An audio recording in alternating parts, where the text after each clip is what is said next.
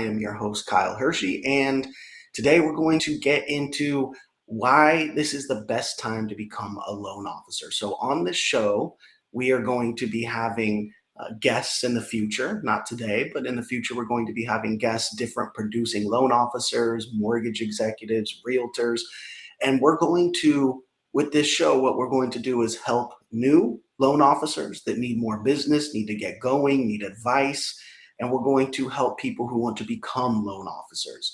And we do have a program where we can actually help people get licensed. So this show is going to walk new and aspiring loan officers through how to become a loan officer and how to become a successful loan officer.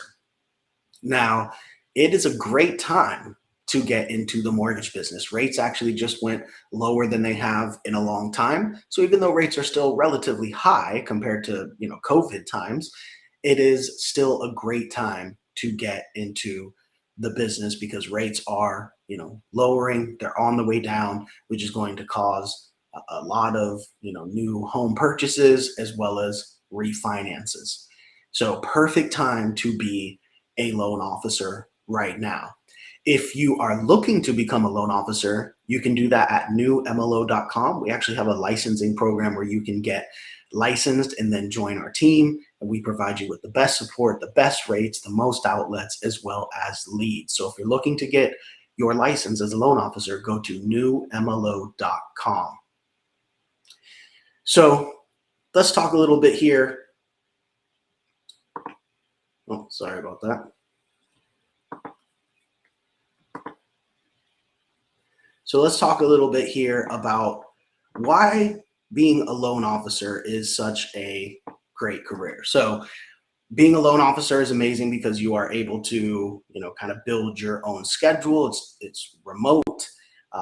Typically, right? You could choose to go into an office, but at companies like when you join our team and most mortgage companies nowadays, you're going to be a remote worker. So we essentially get to be our own boss. We get to be remote. And here's the thing, we get to help people purchase homes, which means we get to help people's dreams come true. Now, this is great for any loan officer to be able to have the ability to help people's dream come true. But as a loan officer, on our team or any loan officer who has a lot of non-QM programs, meaning non-qualified mortgages, these are programs that are outside the box that we can qualify people for that wouldn't necessarily qualify for a typical conventional loan. So I'm talking about loans like bank statement loans, asset utilization, 1099, P&L loans. These are the type of loans that we can really help borrowers who never thought they could buy a house because they don't have W-2s or they, don't have the tax returns necessary. They're not showing the proper income necessarily. Maybe they're just getting Zelled money to their account because they're a, small contractor and they're just doing jobs, whatever it is. A lot of those people think they can never get a loan for a home. And in fact, most of them can't through a qualified mortgage. There's a lot of loan officers out there that only offer qualified mortgages, particularly people at, larger banks and stuff like that. But at our team, as well as other teams that are, have a lot of programs, we have all these non-QM programs where we could help them, where we can go base just on their bank statements or base just off their 1099 or just off the profit and loss from their company, right? So at our team in particular, we have so many programs to help people's dreams come true, that dream of home ownership. And that is definitely a great thing. It's an amazing opportunity to not only have a high paying career, but to have a very satisfying career. I mean, there's a great feeling when, one of your clients says, "Thank you so much. I'm so happy I got into my house," or "Thank you so much for helping me refinance. I needed that money." Right? So it's an amazing feeling. Or when they're posting and tagging you, "Thank you so much for helping me get my home." That makes all of the hard work worth it. And being a loan officer is hard work, right? There's a lot of hard work involved in being a loan officer. That's why we get paid so much. And that's why we're able to have, more freedom. We kind of work on our own schedule. And so it's an amazing job in that sense, but it's also a very difficult job. any sales job is going to be difficult. And that's what being a loan officer is. Some people kind of glance over that part, right? It is being a salesperson, being a realtor or a loan officer. You're a salesperson. And so remember, when you get into this business as a loan officer, you're going to have to talk to people. You're going to have to get on the phone. You're going to have to make things happen. You're going to have to call leads. Most loan officers, when they go to a new company, all they have is cold calls to do. Now, when you join our team, we provide you with actual leads, but most companies will have you doing cold calls. So if you're going into the mortgage industry, and you're not joining our team, be ready to make some cold calls. And even if you did join our team, making cold calls is not a bad idea, but we do provide you with actual leads. So just understand that being a loan officer is being a salesperson, and that's why we get paid so much. So it's very difficult. We got to talk to a lot of people to get some deals. Some of those deals are going to, explode, and we're not going to close them. But that's why we get paid so well on the loans that do close. So if we do our job, we make the calls we need to make, we do the things that we need to do, we can get paid very well. But it's going to take work. I always say being a loan officer is not a get rich quick scheme, right? It is definitely a very solid career over time, a high paying career and a solid career, but it's not going to happen overnight, and it's not going to be super easy. You just sit around and wait for loans to come to you and they just do themselves, right? That's not realistic. And again, it's tough, and that's why we get paid so much. If it wasn't tough, we wouldn't get paid as much as we do as mortgage loan originators. So the reason why I started this show is to let people know about being a loan officer, the reason why it's a great profession to get into, and to help new loan officers, because one of the biggest aspects of being a loan officer is getting help getting started. Because when you come into the mortgage business, it can be a whirlwind of information. And I'm not just talking about when you get your license, I'm talking about after your license and figuring out how to get your first loans, and then figuring out how to close your first loans, how to actually originate loans. There's a lot of laws involved. You have to be able to actually execute the origination of the loan in the LOS software, right? And deal with the processors and the underwriters and the realtor, and all these things have to happen and come together to close a transaction. So as a brand new loan officer, a lot of this is so many moving parts that's all new to you. It's extremely difficult to get a deal across the finish line. That's why on teams like ours, we have a mentorship program, right? A university where you actually are paired up with a mentor to walk you through your first 6 deals step by step. And I think that's really necessary for a new loan officer, to have somebody walk them through their first loans so that they understand the process before they have to actually do one themselves. Because remember as well, there's a lot of laws at play here. So you can't just do things and start doing things and make mistakes that are legal mistakes. So it's important to have somebody there to kind of walk you through that. So that's why we do that with our team. Some other teams do that as well, because it really is important for a new loan officer to have that help and that support. One of the things I do extra for the people on my team is provide leads as well, because for a new loan officer, another big aspect of it is leads. So when you come on board as a new loan officer, the first thing you're going to want to do is obviously contact your sphere, your friends, your family, let them know what you do. You can help them out with a loan now. You have all kinds of programs, all that kind of good stuff, right? So you want to make sure you let everybody know, but then you're going to need to start calling some people. You're going to need to start filling your pipeline, getting people on the phone, right? And so it's important to have leads. So as a new loan officer on our team, we provide you with leads to call, which is very important, not only to try to fill your pipeline with deals, but also to get those reps in, to get the practice reps in of calling people, talking to people, having these conversations, because each conversation you have brings up new programs, new things that you're trying to figure out, new questions for you to ask your mentor, about, because, hey, this client asked me about this. I don't know about this. How does this work? Can we do this type of loan program? These are the reps that you need as a new loan officer to get in order to start, closing more deals, be more comfortable on the phone with people. So very important that you have some leads to call as a new loan officer. you know, Getting licensed is step one, right? But building your actual career is step two. And that's the first part of it, is to get on the phone, get some reps in. As I said, most companies, they'll probably give you a cold call list to get those reps in. On our team, we do give you actual leads to get those reps in. But either way, no matter what it is, you need to make sure you get on the phone, call people, start drumming up those relationships, start drumming up those questions for them to ask you, for you to ask others, and just start immersing yourself in the actual day-to-day business, because we all know that getting licensed is not the same thing as doing loans, right? So there's kind of three different things here. There's getting licensed, which is really just a bunch of the laws. And then there's actually getting loans, which is really the sales part. And then there's actually originating loans, which is a little bit more difficult, sit down and actually do the paperwork part, right? So these are three different, completely different things. Passing a test is one thing. Actually getting on the phone and getting sales, that's a whole other thing. And then actually originating the loan and knowing what to do, what programs to put them in, how to originate the loan, how to go about the legal aspects of it.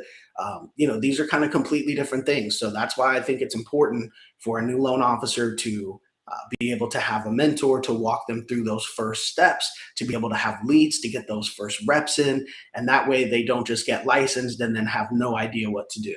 So I think that's very important. So again, newmlo.com if you want to join our team, and we can help you get licensed, get leads, and pair you up with a mentor to get you going.